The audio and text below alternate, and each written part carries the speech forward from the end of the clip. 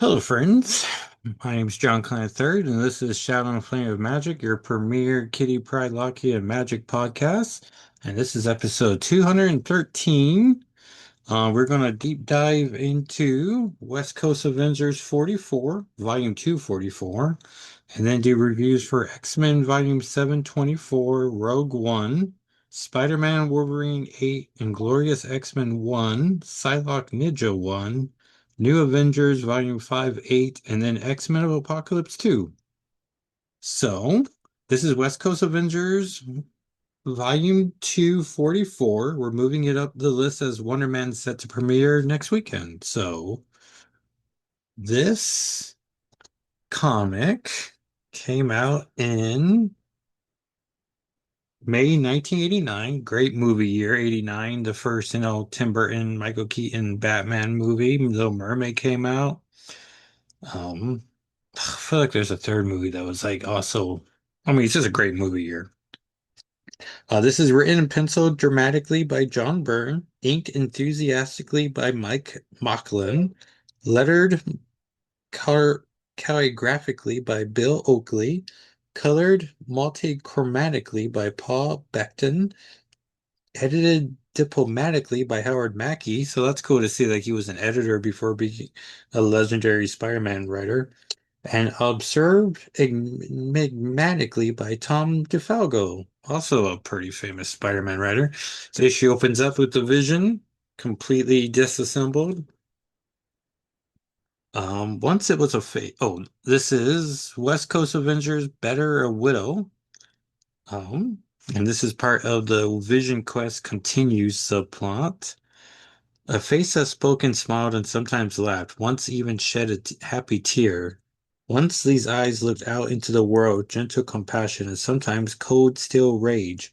He was called the Vision. He is no longer aware of that. He is no longer aware of anything. As we see, Wanda is just standing in front of her deconstructed husband, least of all the identity of the woman who is his wife. And so he's just upset with everyone. The government wanted to shut down Vision, and they have.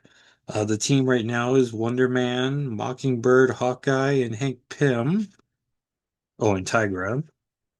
Um, oh, we're doing issue 44 because I am turning 44 on the 31st. So that's why we're doing this. And coincidentally, got some Wonder Man comics out of this. So that's why we're doing all of that.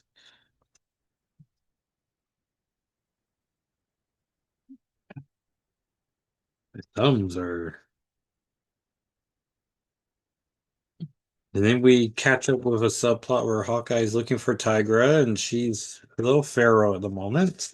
And you can follow along on my YouTube and TikTok channels, Jacko SII, where I have me just narrating the comic to you with purely the visuals. And then on Sunday, I'm going to post the pure page of why we're even reading that, but we're not there yet. Oh, actually, we're there now. There's an ad here for Pride of the X-Men, narrated by Stan Lee, but then we get this amazing page that here we go. And look south and east to the campus of Absolom College near Saunders, Texas. And there's a group of government types. And they're like, very well, ladies and gentlemen, let us begin, shall we? If we are to proceed beyond this point, you must finalize our selection of a suitable subject. We've compiled a list of other prospects. Number one, each of these has the desired attributes, although I would vote no on this one. So they're voting on Archangel as a no. Apocalypse is too powerful. Avalanche is a no. Arcade is too weak. Beast is too unstable. Fred Dukes is a no. Caliban's a no. Callisto's a no. Cannonball's a no. Black Tom is too weak. Cloak is too unstable. Colossus is dead. Cyclops is a no. Doug Ramsey's dead. Cloak Friend Dagger is too unstable. Dazzler's dead. Destiny is a no. Firestar is a no. And I'm realizing now this is in alphabetical order of the pictures, so that's fun. Firestar's a no. Forge is a no. Havoc is dead. Iceman's a no. Who will be between I and M? This lady's a no. She has red hair. Maybe Legion is too unstable. Oh yeah, he's too unstable. Multiple man's a no, and then we get Ileana Rasputina. Um, to reverse order right here. And she is no longer viable, so she missed out on her opportunity there. Um, I'm not sure this golden gal could be between Magic and Magneto. It's Magma. Magma's a no. Magneto's too powerful. Polaris is a no. Um, Nectra's horrible male counterpart's a no. Not Manape. Manigold? Firestar, no. Jean Grey's a no. Mastermind's a no. Mesmero's a no. Mystique's a no. Necra is a no. Nightcrawler's a no. Rachel Summers is too powerful. Pyro's a no. Quicksilver is too unstable. Rogue is dead. I don't know who this is. Sabra, maybe? Is unverified, and Sabretooth is unverified. And then they get to a yes. And they show us Scarlet Witch, which is weird as she's already on the team.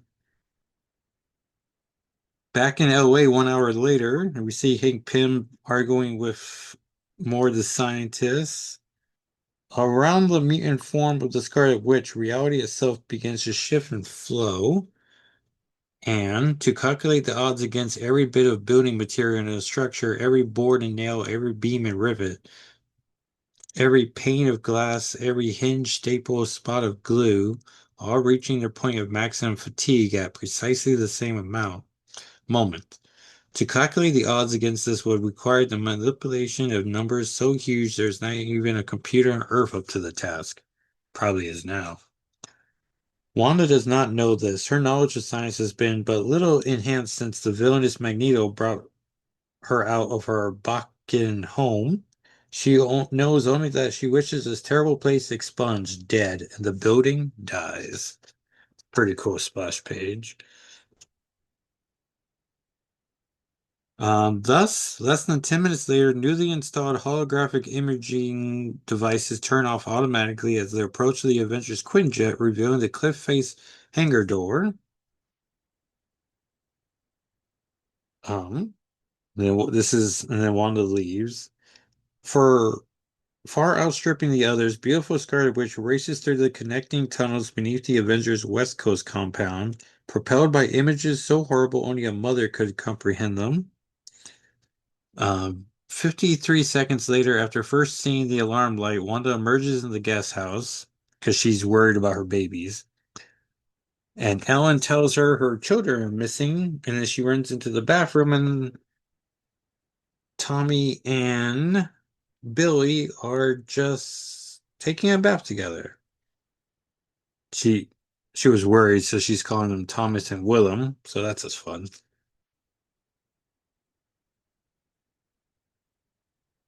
And then 2 days later, outside the Avengers Med Lab, Scarlet Witch has taken off her cape, and so you just see that her outfit is essentially a big, not big, but a one-piece bathing suit with a pink unitard underneath it. So her cape's really doing a lot of for her.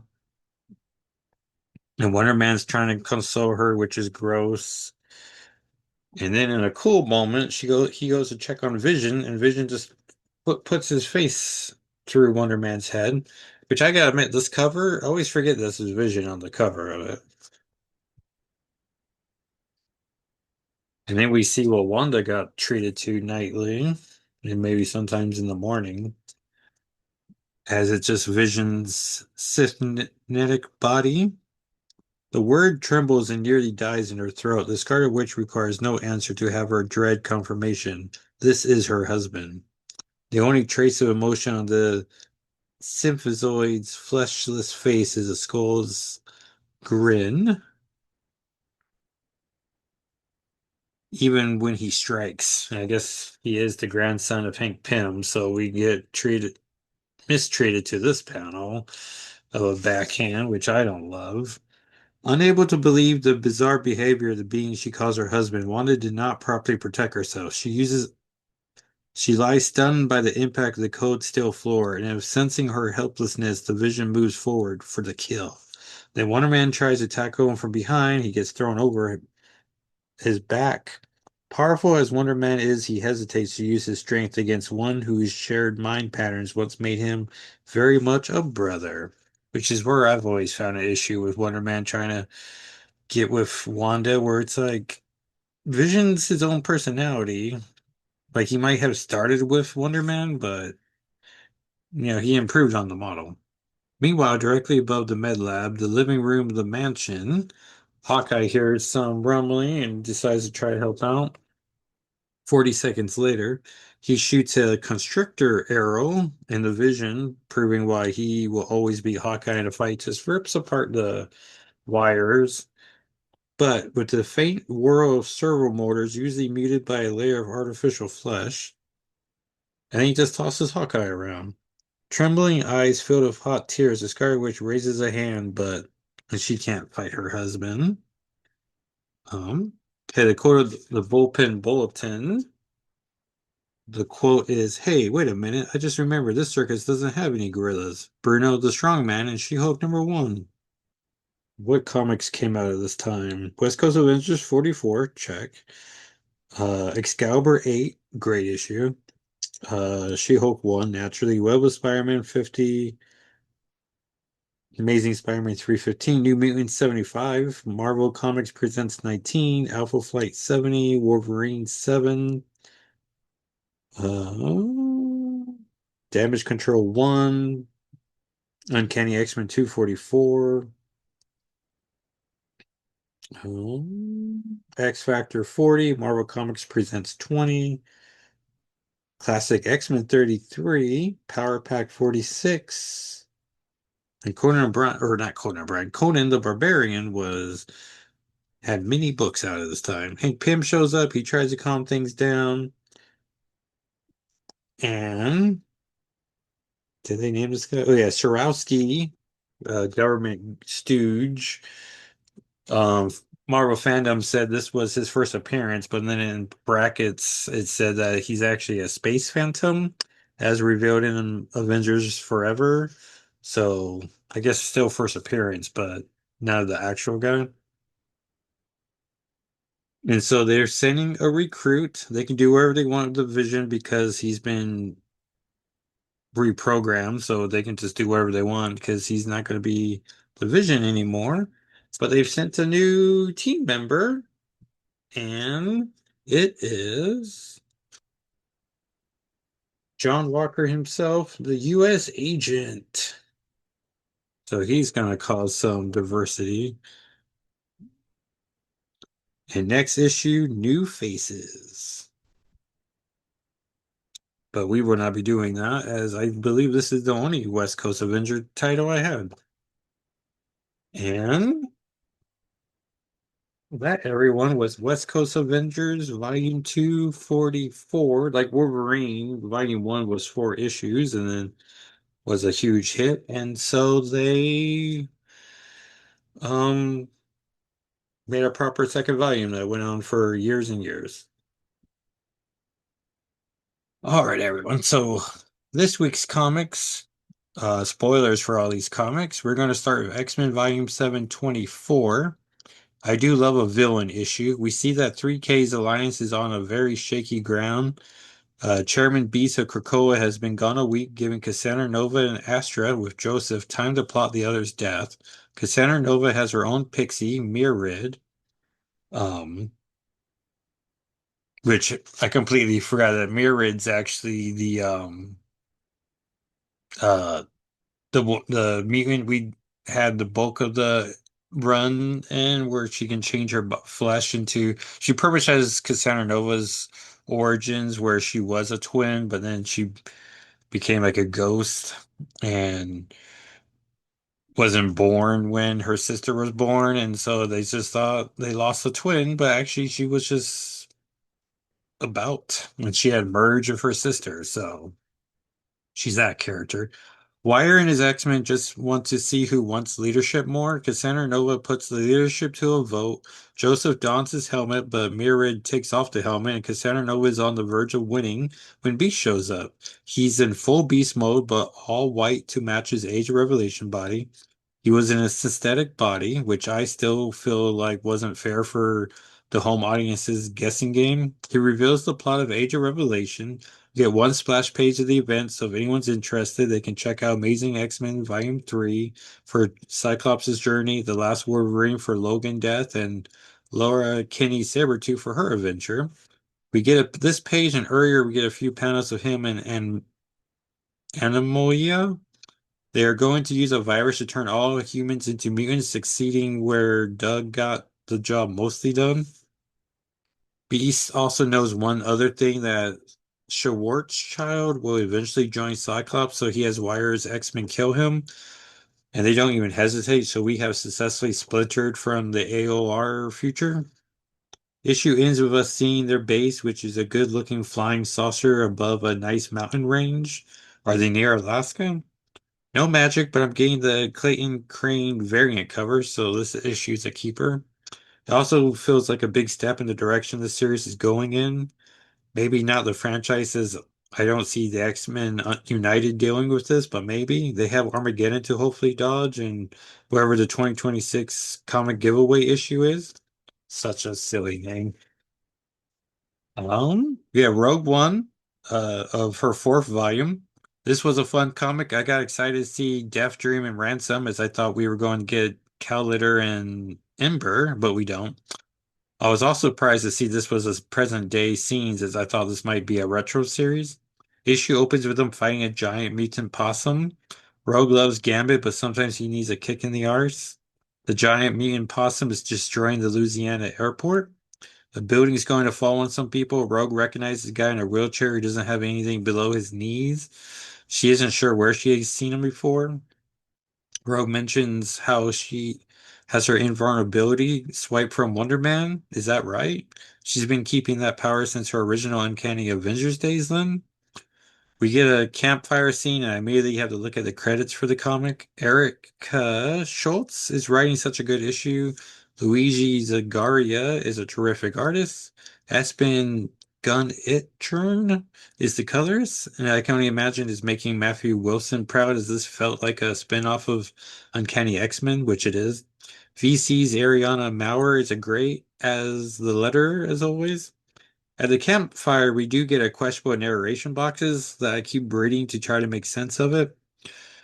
And so Rogue's narrating, Death Dream Horoto is healing, or at least how he heals. I'm making a rookie mistake going off with the fairies like that.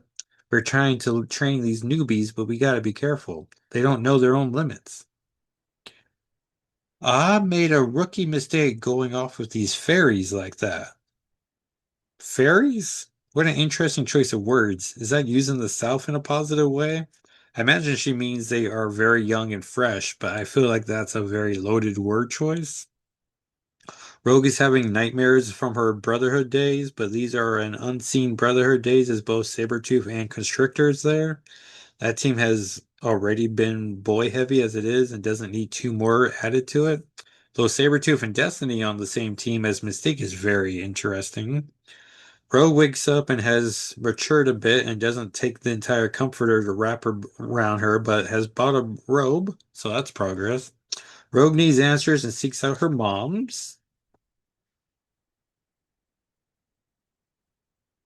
I like the continuity with Mystique isn't better. She still looks like she did at the end of Mystique Volume 2, Issue 5. Shame this is the first time Rogue has seen her this way, as I would have thought she would have seen her in the meantime. Mystique doesn't want to discuss Project Pegasus, which makes sense as no one does, but we'll get more of that next issue. which I thought this was a great issue. I'm just not on board for a Sabretooth story. And from what we've seen, it looks like it's going to be a traditional Sabretooth story. Spider-Man Wolverine 9, we get a pretty good fight between Aeronix and Wolverine. Spider-Man realizes other Reed wouldn't have used a gun as a solution, discovers the bullet was anti-webbing or close to it. Aeronix is made up of webbing, so Peter fixes the formula. Other Reed was close and shoots Aeronix, stabilizing him. I think that's how you pronounce the villain's name. He's a mixture of Spider-Man and Wolverine. I like the quick moment from Logan when he thinks Peter had killed the guy, but he helped him. Other Doom is fun, but this one is all arrogance and dismisses locking Aronix away, which is an odd choice as hasn't he been murdering every hero that was thrown at him? So Aronix kills Doom. Meanwhile, Peter gets him to Earth 616, but in Canada, as Peter is a hopeless romantic and wants Logan and Mariko back together, or at least on talking terms. Anonex retraces their steps and is on his way to Earth 616 to conclude this arc, which wasn't too bad of a comic. And as soon as they mentioned Mariko, I wanted to see that conversation. So I'm going to get that what I want, hopefully. Inglorious X-Force 1. I'm not usually an X-Force type of guy. Usually none of my favorite characters make the team. Sometimes they show up to lend commentary or teleport the team somewhere else. Cable arrives in the present with a mission to save the future first mutant president. I immediately think we're making a President Dazzler reference, and I'm all on board for this team. Cable arrives, but in a very rough shape and has Swiss cheese memory. He has left himself a note to recruit Archangel, Wolverine, Boom Boom, who I always think of as Meltdown, just to date myself. Worthington Industries, Warren is having to deal with the board of directors. I love so much thinking about how frustrated they must have been with Warren since forever. Maybe once he was a blank slate and they could run the business they wanted to, in a professional manner. They reference X Corp and X Factor and how Warren keeps embarrassing them. Stock is low, but what does Worthington Industries even produce? I had a fun little Blue Sky interaction. Tim Seeley, the author, and he was like, they make Angel action figures. And I was like, well, then they need to be producing an Angel animated series to push those toys. So that was just fun. Cable talks to Warren later, and Warren comments on how they don't have much history together. I mean, Warren was around for baby Nathan, and then they were on different X-Force squads, so it does make sense. I immediately racked my brain for any other memorable times together, and I'm pretty sure they don't have much history together. I always do appreciate new X pairings. Cable recruits Wolverine, who doesn't have a solo title, so he has free time for this.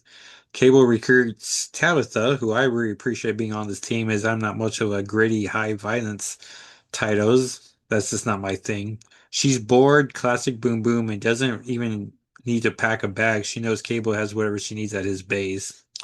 I do appreciate this is a reunion title and not a retro mini. I'd rather stories be set in the now with flashbacks to the old. It just feels current.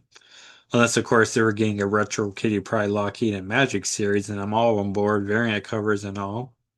The three villains of the issue, Unveil, Speedburn, and Depop, seem interesting. Not too interesting where we'll miss them once they're brutally killed, but interesting enough to be subjects of plots.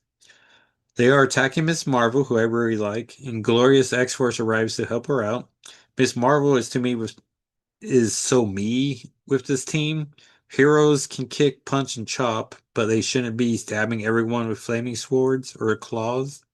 X-Force isn't really a team meant to inspire. They are the creepers of the dark, sometimes as nutty as their foes. They use force, but not the force. Miss Marvel recognizes Cable and X-Force. Neither is really her scene. Cable reveals Miss Marvel's future. She will be the first mutant president, so Dazzler truly can't have anything. I am very reminded that Kitty Pryde's also meant to be a future president as well, but that hasn't been felt like we've been moving in that direction for some time. Kitty's tired, so I get that. I do like the idea that Miss Marvel, being a late teenager, is already looking forward to the 4 to 8 years of not crime fighting. She'll help the team out, but isn't willing to join full time. I like how in the fight Warren wasn't using kill blades but paralyzing darts, which I can only imagine still hurt like crazy. Issue ends with Domino having Cable in her crosshairs. I like how she was looking at Leg Party and housekeeping magazines. Oh, Domino, you are the best. I'm not sure if she's joining the team, but I would like another lady or two on this team. This is one of the reasons why I wasn't into the second volume of Weapon X-Men, as it was all dudes. Psylocke Ninja 1. If we must do a Betsy and Cannon body story, then it has to be a truly great one to justify not giving us a Canon miniseries.